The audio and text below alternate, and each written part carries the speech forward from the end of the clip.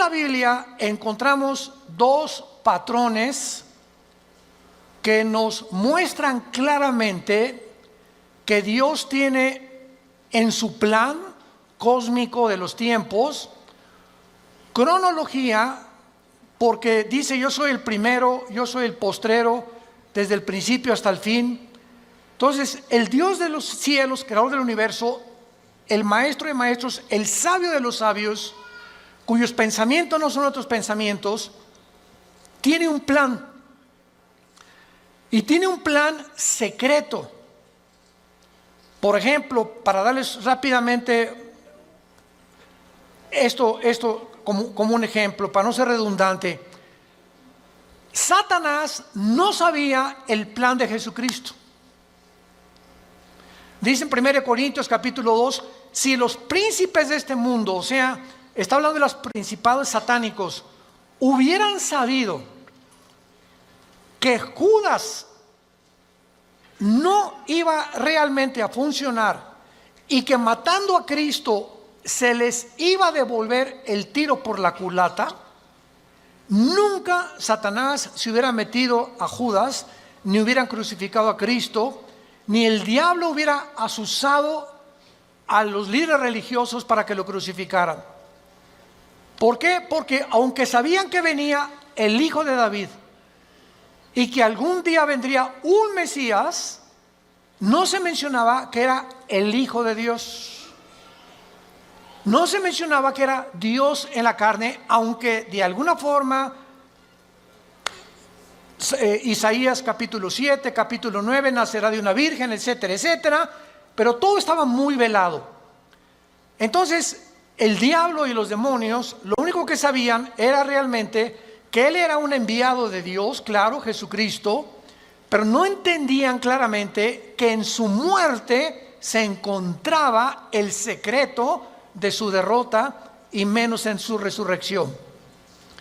Y cuando Cristo resucita a los 3 días, qué susto se llevó Lucifer al darse cuenta que ahí fue exhibido, dice Colosenses 2, 14 en adelante, públicamente, como que Cristo venía a vencer y a decirnos que mayor es el que está entre nosotros que el que está en el mundo. Entonces, así la Biblia está llena de secretos y de piedras preciosas escondidas que Dios le quiere revelar a los cristianos, pero no a todos los cristianos. Oiga, ¿de qué está usted hablando? Que no todos somos iguales en cuanto a que somos hijos de Dios. Pero así como en los apóstoles encontramos en el cuadro de la última cena a uno nada más de los 12 apóstoles recargado en el pecho de Jesús, ¿quién era? El apóstol Juan. ¿Por qué solo a Juan se le retrata en el pecho de Jesús? Porque era el apóstol del amor, el apóstol que él escogió en lugar de los otros 11 estar más cerca de Jesús. Y ese lugar en el pecho de Jesús está vacante. Entonces hay cristianos que están más cerca de Jesús que otros. Son cristianos, pero como Pedro algún tiempo de su vida lo siguen de lejos. Nunca traen la Biblia. Llegan a un hospital a hablarle a una persona, a tu mamá, a tu madrina que se está muriendo, que tiene cáncer, y llega el doctor, ¿alguien puede leer un salmo en un velorio, en un entierro? Y los cristianos, piu, piu, piu. No abren ni el pico, nada absolutamente, porque no saben ni dónde se encuentran los salmos, ni qué pasaje leerle de la Biblia a un enfermo, o cómo guiarlos y decirles que necesitan el plan de salvación, recibir a Cristo. Entonces tú tienes que tener una Biblia en tu coche, otra en el baño, otra en tu oficina, en tu cuarto, en tu taller. Hay otras chiquitas que traen para cuando viajas en el avión, en el autobús, etcétera, etcétera. Tenemos que ser hombres y mujeres de la palabra de Dios. Y hasta que tú tomes esa decisión en tu vida, las cosas van a cambiar como no te imaginas. Porque serás fortalecido como un árbol plantado junto a corrientes de agua, que da su fruto a su tiempo, su hoja no cae, y todo lo que hagas, escúchame bien, todo lo que emprendas prosperará. Porque el fruto de nuestra prosperidad y nuestras bendiciones vienen de nuestro contacto con este libro. Muy bien, dentro de la cronología del plan de Dios, Dios le dio a Israel la semana de 7 días, 6 días de trabajo por uno de descanso, y al mismo tiempo que Dios creó en 6 días el universo, el séptimo de descanso, Dios dice en el Salmo 90, en primera de Pedro, que para Dios un día de 24 horas es como 1000 años. Con mucho cuidado, síganme. Entonces, estos 6 días de 24 horas, Dios le da a Israel semanas de años también. En otras palabras, bíblicamente, la historia del ser humano, desde Adán hasta que venga Jesucristo en su segunda venida, tienen que pasar 6000 años. Por ahí ya vamos bien. No puede pasar más tiempo porque es el tiempo exacto de Dios. 6000 años. Ahora, ¿cómo estamos contando nosotros los años a través de la historia? El impacto de Jesucristo en la historia ha sido tan grande. Señores historiadores, maestros, sociólogos que nos visitan, ateos, escépticos y agnósticos, la historia la contamos desde antes o después de Buda, antes o después de Mahoma, antes o después de Zoroastro, antes o después de Mahatma Gandhi, antes y después de Cristo y después de Cristo. Es tan grande el impacto de Cristo que divide la historia. Es tan grande que se celebra su nacimiento en Navidad y en Semana Santa su muerte. No hay otro personaje en la historia que haya impactado tanto al mundo como la vida de Jesús de Nazaret. Ahora, este impacto de Jesucristo en la historia nos muestra que no sabemos cuándo nació. Muchos dicen que nació entre el año 6 o 7 de nuestra era cristiana, no en el año 1. Porque de Cristo a nuestros días tienen que pasar, ¿cuántos años? 2000 años. A ver, vamos por orden. De Adán a Abraham pasaron 2000 años. De Abraham a la cruz, 2000 años. ¿Cuántos van? 4000. Y de Cristo a nuestros días, 2000 años más, para que se cumplan los 6000 años de historia y entramos al milenio, que es el séptimo día de descanso o las vacaciones del cristiano. Por eso son 1000 años el milenio. Entonces, si han pasado estos 2000 años de Cristo a nuestros días, ¿por qué no ha venido? Lógico, ¿verdad? Bueno, vamos a ver algunas razones, y es maravilloso esto. Los judíos, en la Biblia, el año es de 360 días. ¿Lo sabías, verdad? El año de los judíos, o el año bíblico, es lunar, no solar. Los judíos contaban a través de la aparición y la desaparición de la luna como los días, no como nosotros. Y cuando un papa llamado Gregorio, en el siglo II, siglo III después de Cristo, el Papa Gregorio cambió el calendario lunar por el calendario solar que nosotros tenemos, de 365 minutos y segundos. O sea, se le agregaron al calendario 5 días por año, más los años bisiestos. Entonces, aquí hubo un desajuste, porque cuando llegaron los romanos en el año 70 después de Cristo, de que él murió, y finalmente en el año 135 después de Cristo, cuando ya arrasaron con Jerusalén, todos los libros de la Torá y los libros del judaísmo, donde tenían ellos la cronología y la contabilidad de los años desde Adán a nuestros días, de acuerdo a las genealogías de la Torá, desaparecieron. Y después los judíos volvieron otra vez a sacar 2 libros más aparte de la Torá, que se llama el Talmud y el Mishnah. Estos dos libros no son inspirados por Dios. Inspirado por Dios es la Torá, que involucra los 5 libros de la Biblia. Por eso es Torá. Los primeros 5 libros de la Biblia son el Pentateuco, como se llama, o la Torá, porque son los libros que Dios le dio a los judíos con las leyes de Israel. Pero el Mishnah y el Talmud son interpretaciones de la Torá. Entonces no fueron inspirados por Dios. Y en el Talmud y el Mishnah hay 600 más mandamientos que los judíos tienen que cumplir. Como por ejemplo en el Shabbat. La última vez que mi esposa y yo estuvimos en Jerusalén, ahora los invitamos, vamos a regresar en junio de este año a Jerusalén. Ya van más de 150 inscritos, increíble. Y a ver si nos alcanzan los cohetes de Irán. No. Lo que más me han, los correos que más hemos recibido, ahora que comenzó el conflicto entre Irán y Estados Unidos, que es un conflicto que se inició en 1979, cuando el Ayatollah Khomeini convierte Irán en la República Islámica de Irán. Antes de 1979, Reza, el Shah de Irán, era amigo de Estados Unidos y no había los problemas que hay ahorita. Pero entra el Ayatollah Khomeini en el 79, se convierte en la República Islámica de Irán y comienza a prevalecer la religión sobre el Estado. Ahora sí que ya no hay ni siquiera separación de iglesia y Estado, ahora es la religión la número 1 y los líderes religiosos mandan y gobiernan Irán, no el Estado, el presidente de Irán. Entonces todo comenzó ahí, pero no voy a estar buscando más información acerca al respecto, pero con esto les quiero decir lo siguiente.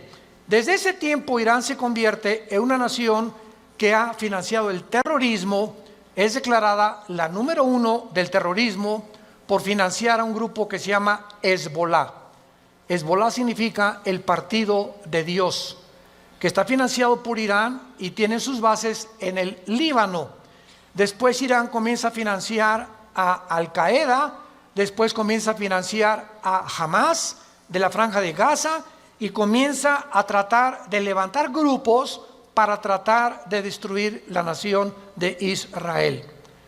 Sin embargo, en las últimas semanas o meses, esta nación ha cobrado o está resurgiendo en los encabezados públicos precisamente por el conflicto de que ahora la guerra ya no es con miras telescópicas para querer matar a un líder, ahora los matan desde el aire. Impresionante la tecnología a la que hemos llegado, ¿verdad? Ahora puede volar un dron sobre una nación. Escuchen esto, ese dron puede ver una caravana de 10 carros y ese dron sabe y tiene la foto, síganme con cuidado, de la persona a la que están buscando asesinar o eliminar, y el dron pasa y monitorea las 10 carros y sabe en qué carro va esa persona por la foto que trae la computadora. Y en ese momento el dron sabe y ¡rum!, en segundos cae y eliminan ese vehículo, el tren o donde vaya esa persona.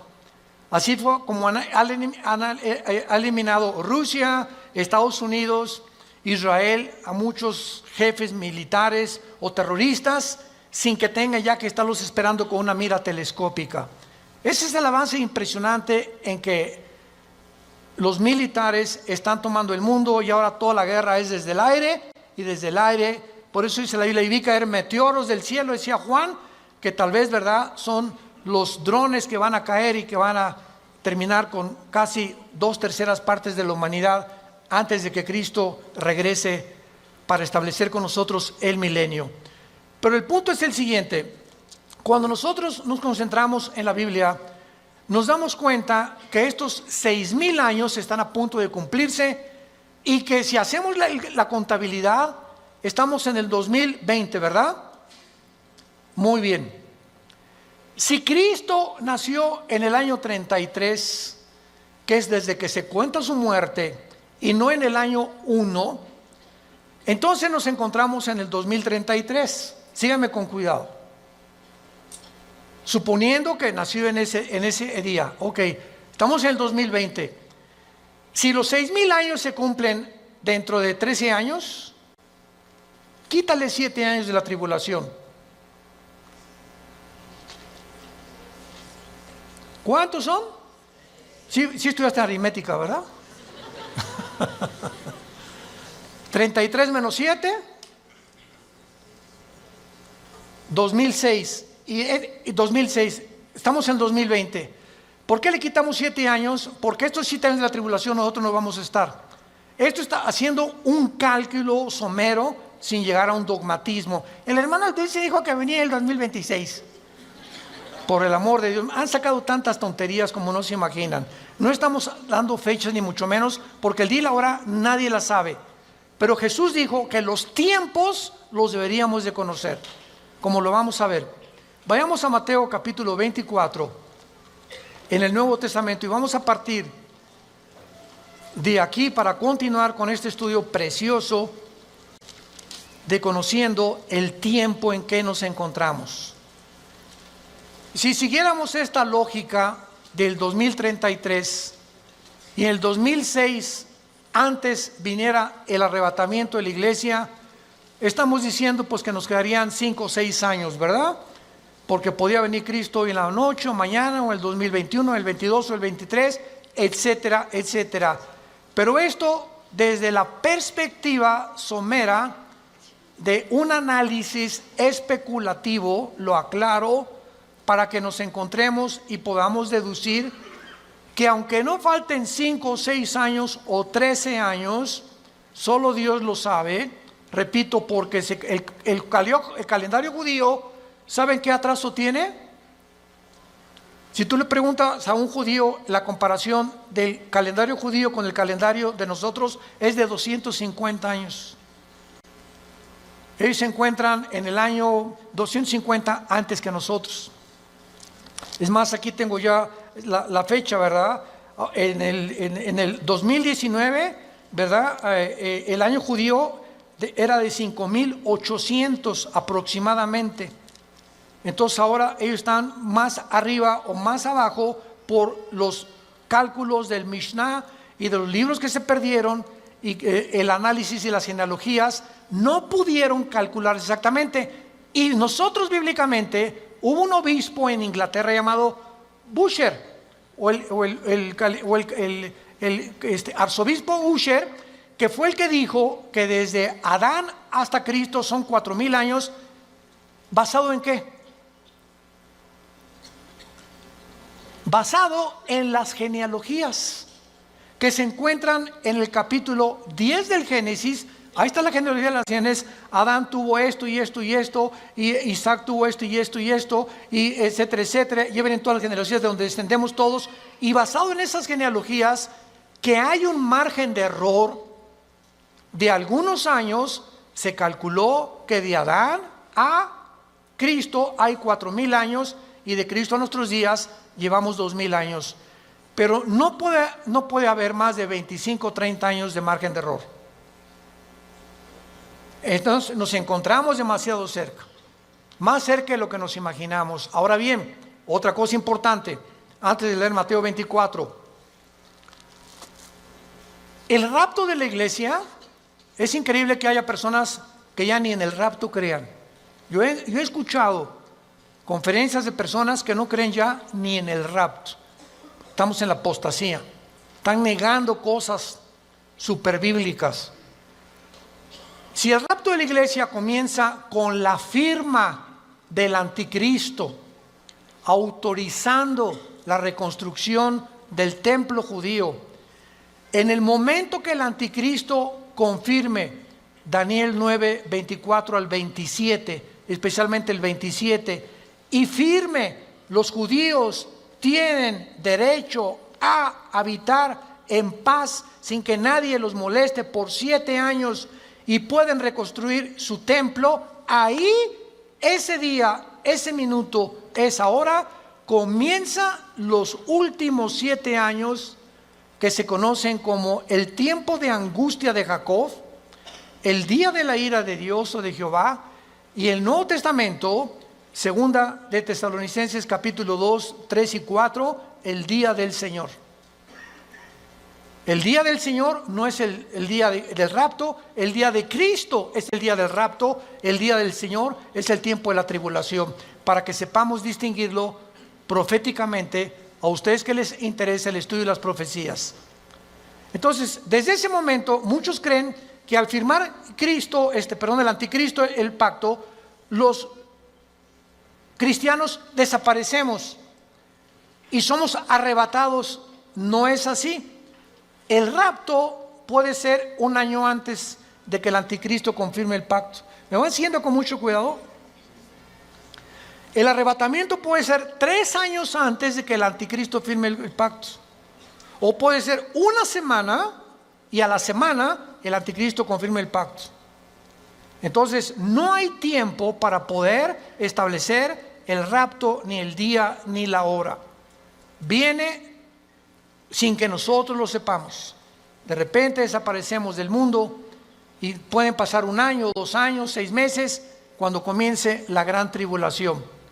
Pero lo que es importante es que cuando la iglesia sea sacada del mundo, Dios regresa a tratar con Israel espiritualmente.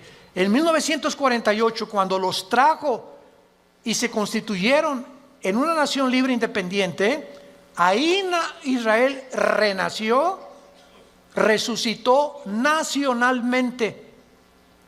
Entonces los judíos regresaron en el 48 sin convertirse al Mesías, porque hasta la fecha en Israel la mayor parte de los judíos no creen en el Mesías, en Jesús. Solo un judío que se convierte se llama judío mesiánico. Nunca ellos se llaman cristianos. ¿Saben por qué? Porque cuando oyen la palabra cristiano, los judíos asocian el cristianismo con la Iglesia Católica. Y la Iglesia Católica los persiguió más de 250, 300 años en la Inquisición con el señor Torquemada en España. Y a los judíos que no querían aceptar a Roma como la salvación, los torturaron, los quemaron, los abrieron de piernas, a las mujeres les sacaban el bebé del vientre, hicieron terribles cosas que Hitler parecería Pinocho con lo que hicieron los nazis. Todos los judíos oyen hablar del cristianismo. Cuando veamos Israel se los vamos a advertir. Aguas porque ahí vienen las piedras, O sea, sobre todo en el muro de los templos, cuando están todos los judíos orando, ya ven que ellos hacen así. ¿Saben por qué hacen así al orar ellos? Porque uno de los salmos dice que al orar deben menear la cabeza y recordar que deben recordar lo que están orando. Por eso oran así ellos, entierran sus papelitos en el muro de los lamentos, traen su kipá, cubierta la cabeza. A nosotros se nos prohíbe taparnos la cabeza cuando estemos orando. 1 Corintios capítulo 11. Entonces ellos lo pueden hacer porque son así, esa es su costumbre. Pero ellos, ¿verdad?, no creen en el Mesías y ellos asocian.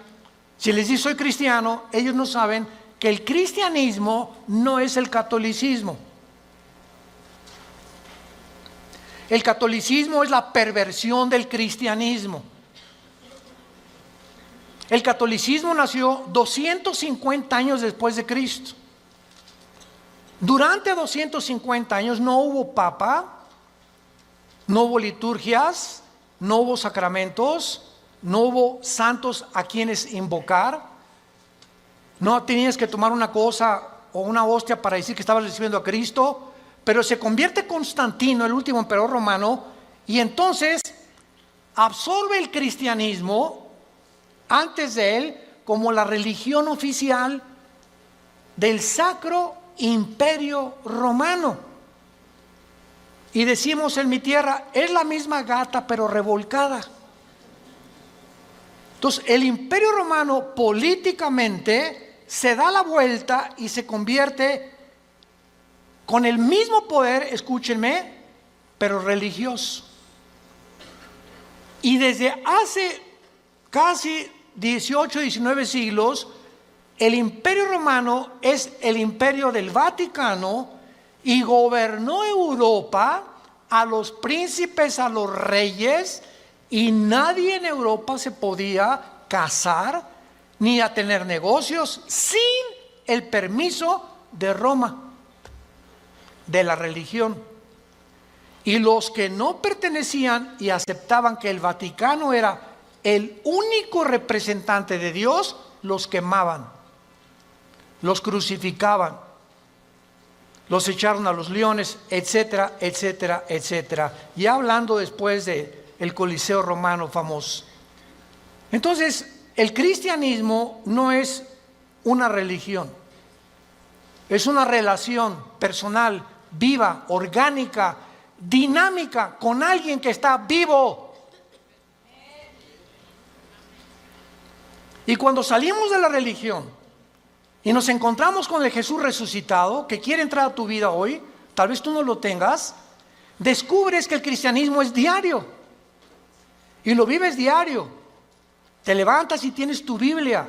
Te acuestas y tienes tu Biblia. Oras por tu familia, oras por tu esposa, oras por los alimentos. Comienzas a asociarte, tienes una comunión con Dios diaria. Por eso se compara con el matrimonio, el cristianismo.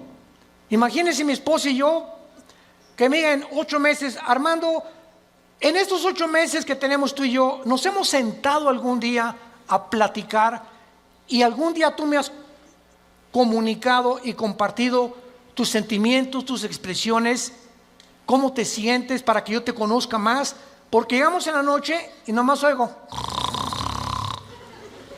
y te volteas para el otro lado, te vas a trabajar durante todo el día. Es más, nos vamos a un seminario de matrimonios, que es donde nos encontramos otra vez, o de vacaciones, y no nos hablamos, tú con el periódico. Yo no te conozco, tenemos 30 años de casado y no te conozco, eres un desconocido para mí, eres una desconocida para mí. ¿Por qué? Porque nunca descubrieron que el matrimonio es comunión. Es comunión. Se pierde la comunicación en el matrimonio, perdiste tu matrimonio. Un matrimonio que no se comunica, que no es tan así, donde una vez a la semana tomar un café, nos vamos de vacaciones, platicamos, nos damos tiempo el uno para el otro, para conocernos, es imposible que funcione. Se levantan barreras de silencio y ya pasaron un mes y tu esposa tiene cara de la jeta. Y nosotros hoy, pero ¿qué le he hecho? Es que hay tantas cosas de ellas que les molestan de nosotros. Pero ¿cómo vamos a descubrirlo si nunca, oye, mi amor, tienes tu jetita linda, dorada, parece una princesita pero con jeta? Dime qué te pasa, ¿verdad? Y a las mujeres les encanta.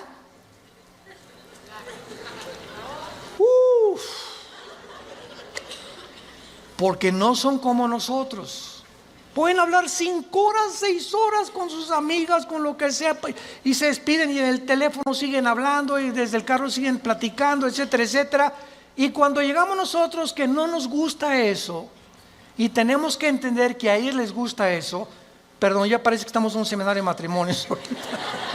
Ya me estoy saliendo del tema, les pido perdón. Bueno, se van a enojar y así es el cristianismo. Ok, entonces el cristianismo no es una religión, es una relación con Cristo diaria. No es el domingo, imagínate, cada domingo a tu esposa de 5 a 6 te comunicas con ella. Así es la religión. El domingo voy a misa, a la iglesia, y lunes, martes, miércoles, jueves, viernes ni me acuerdo, ni abro la Biblia, ni oro, ni nada. A lo mucho me echo una persinada de vez en cuando va a meter el gol en América. O cuando salgo a jugar al campo, ¿verdad? O meto un gol, me echo la persinada también. Es la forma en la que el ser humano vive con la religión. En Mateo 24, versículo 32 al 35, es uno de los pasajes claves para saber en qué tiempo nos encontramos. Y es el que queremos analizar brevemente en esta mañana. De Mateo 24, 32 al 34. Jesús dice, de la higuera aprendan la parábola.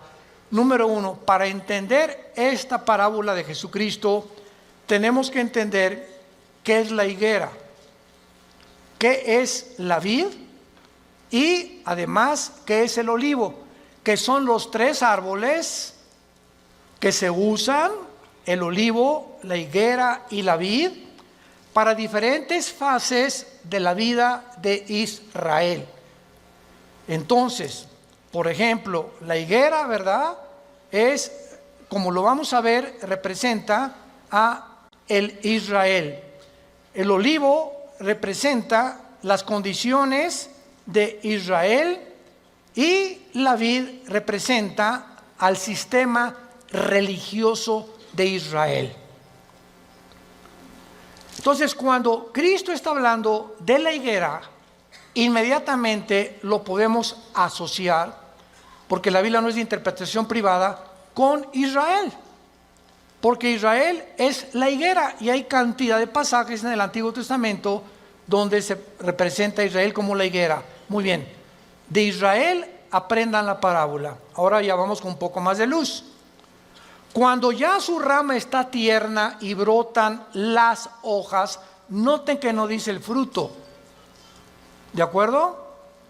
Cuando ustedes vean que ya está tierna y las hojas comienzan a salir, que siempre salen antes que el fruto de las hojas de todos los árboles, sepan que el verano está cerca. En otras palabras, cuando ustedes vean que Israel renace, ¿cuándo fue esto?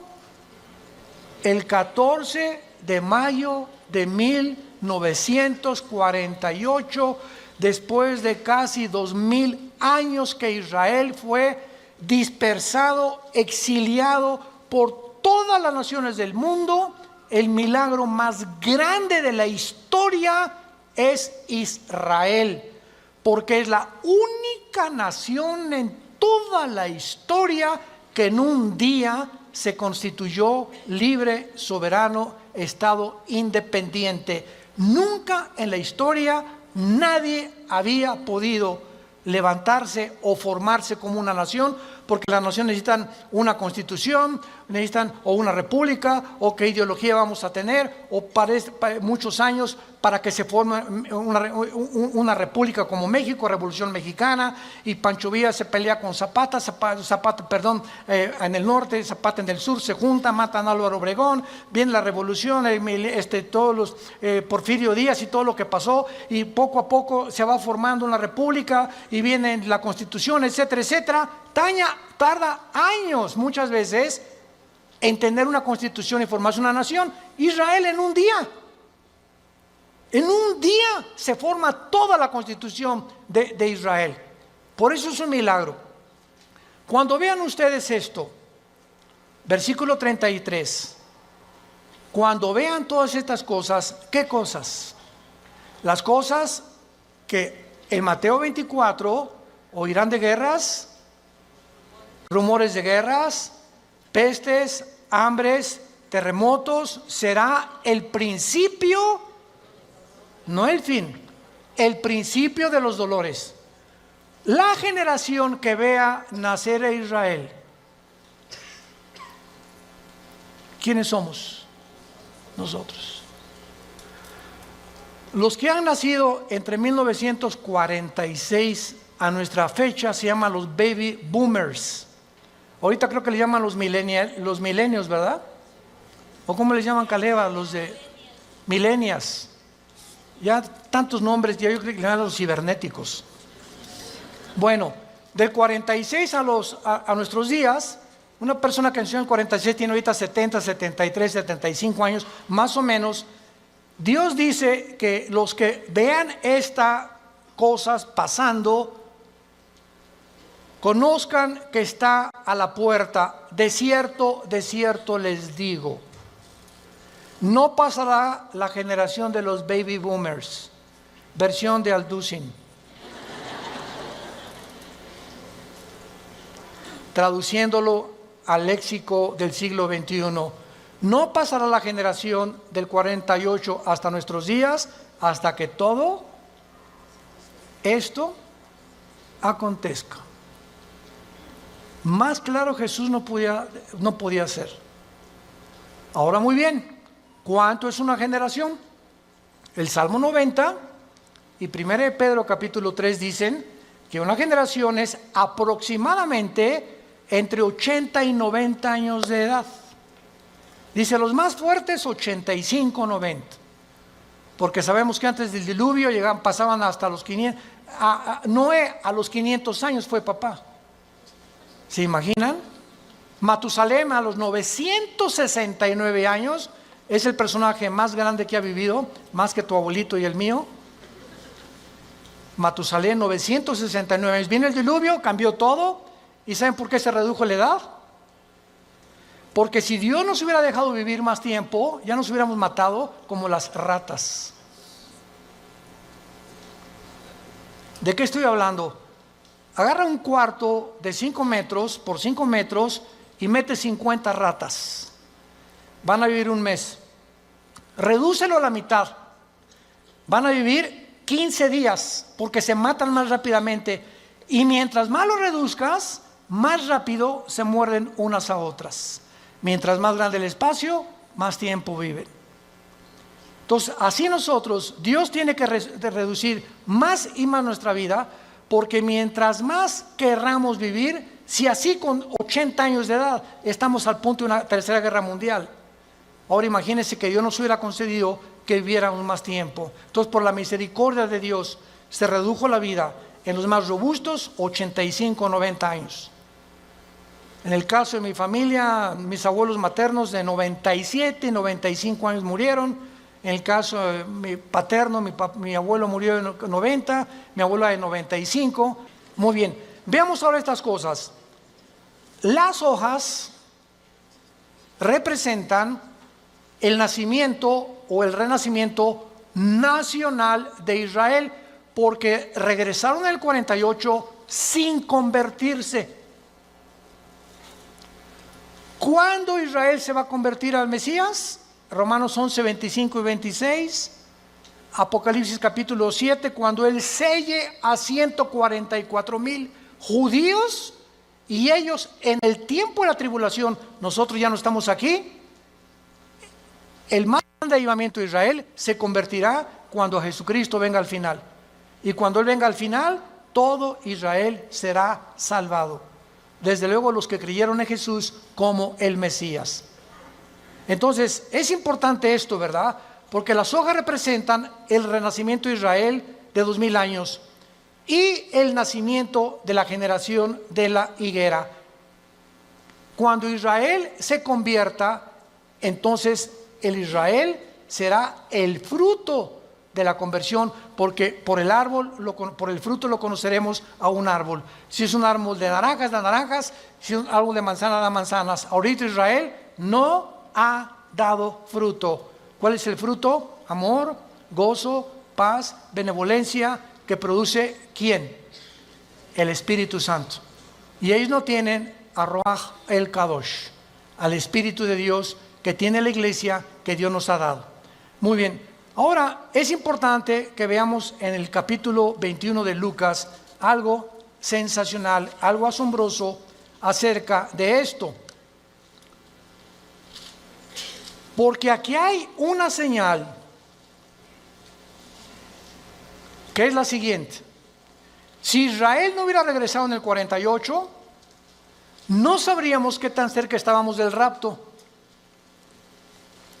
Tenía Israel que regresar en el 48 a la Biblia, porque desde el 48 que regresó Israel a la Biblia, se puede cumplir el rapto. Entonces, el hecho que hayamos nosotros sido la generación que esté contemplando este milagro de Israel en el 48, nos habla que el tiempo está ya contado. Si Israel no hubiera regresado, el anticristo, ¿quién va a perseguir?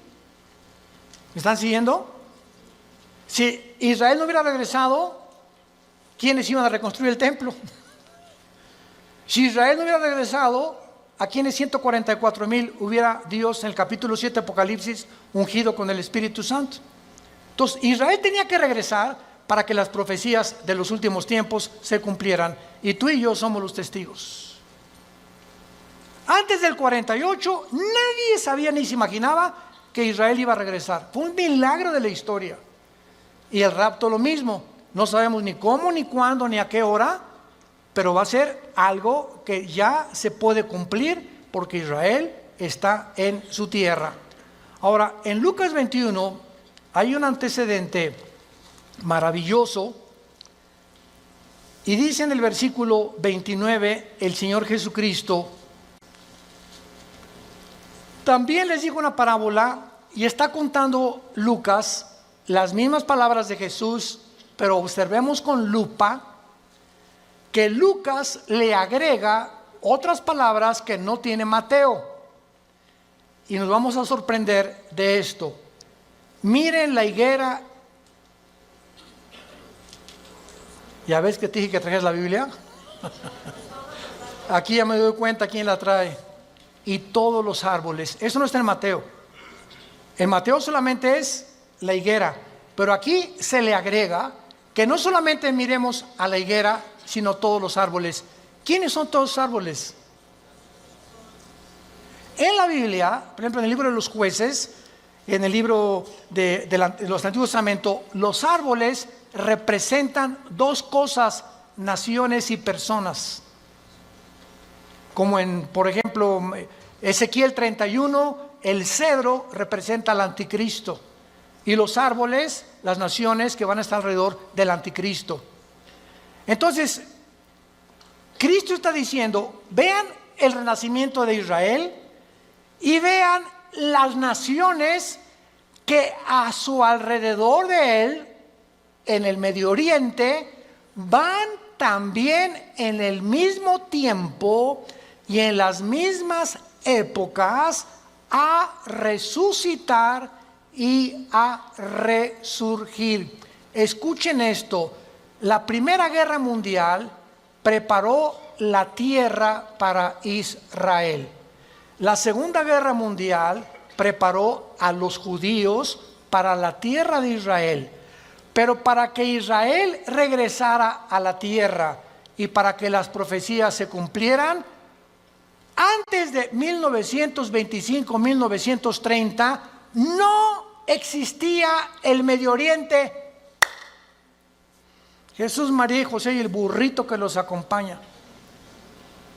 Las naciones que se encuentran ahorita en el Medio Oriente no existían antes de 1930. Escuchen ustedes lo siguiente: estos árboles son las naciones que surgieron en el mismo periodo. El Líbano, 1920. Siria, 1920. Turquía, el Imperio Otomano turco sale y Turquía se convierte en una nación. Arabia Saudita, 1932. Irak, 1932. Jordania, 1946. Israel, 1948. Egipto, 1952.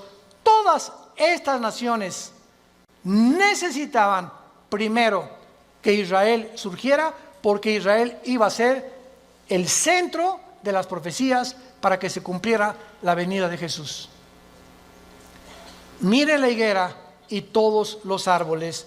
No pasará esta generación hasta que todo esto suceda. Es sorprendente observar que el Medio Oriente visible, tal como lo vemos ahorita, fue formado en el siglo XX.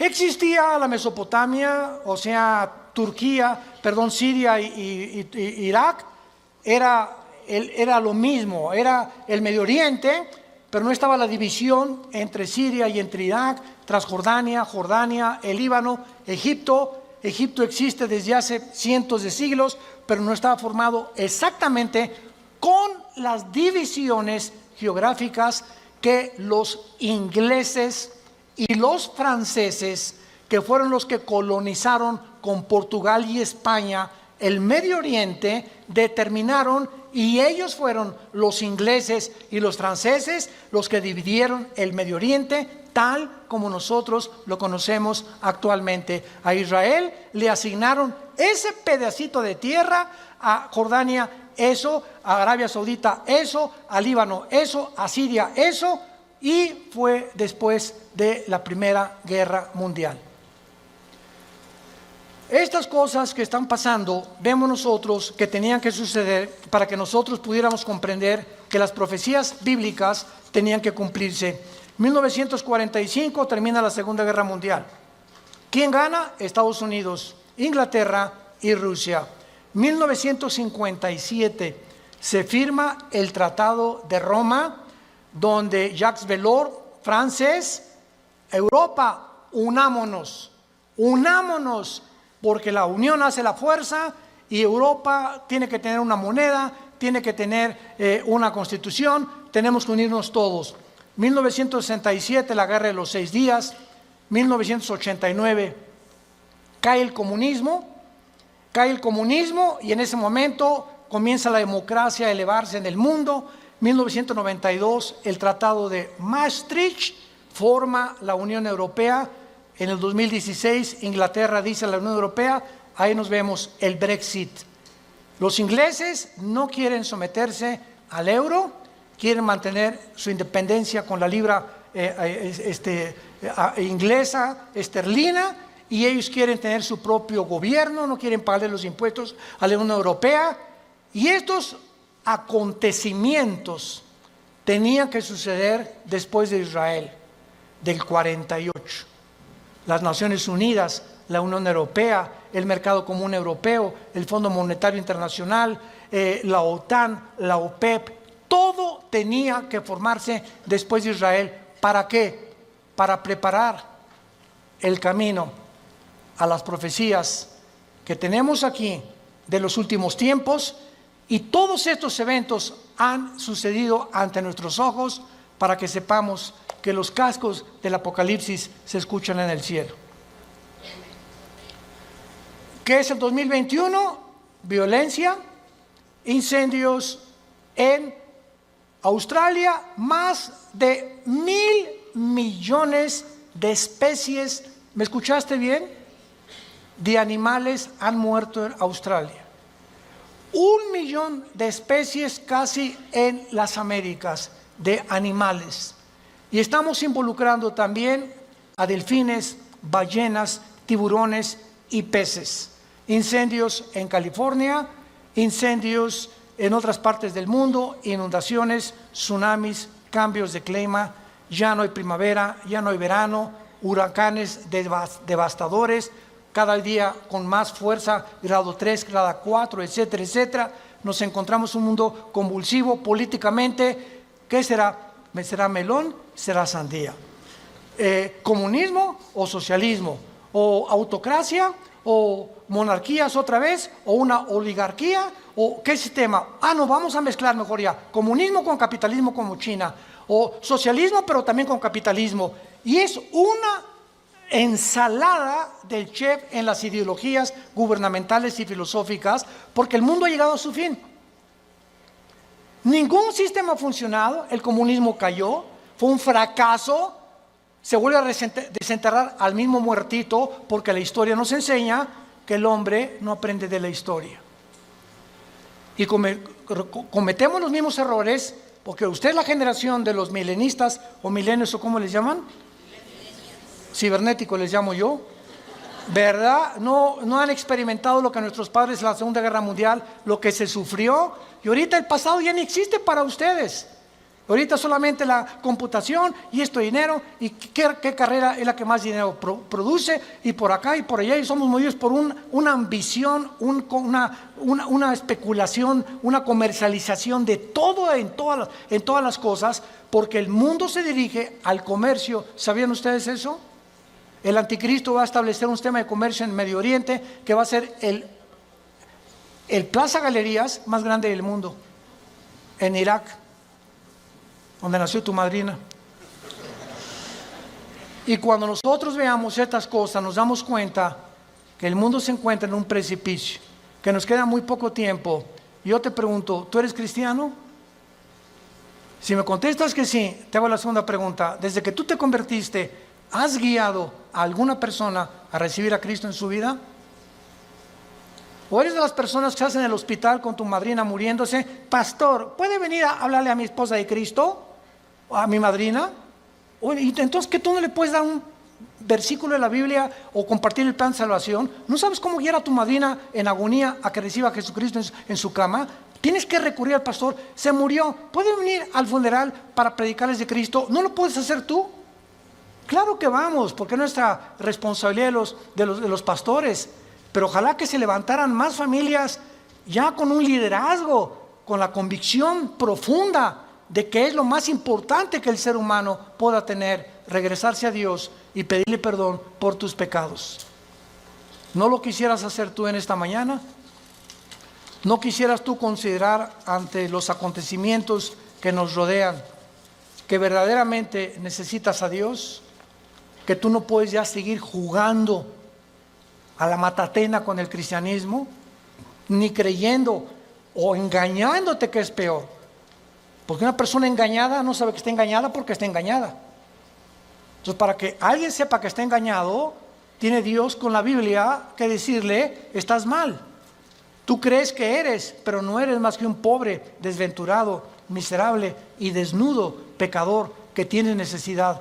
Que unja tus ojos con colirio, como la iglesia de la Odisea en Apocalipsis capítulo 3, y que tengas una relación conmigo todos los días.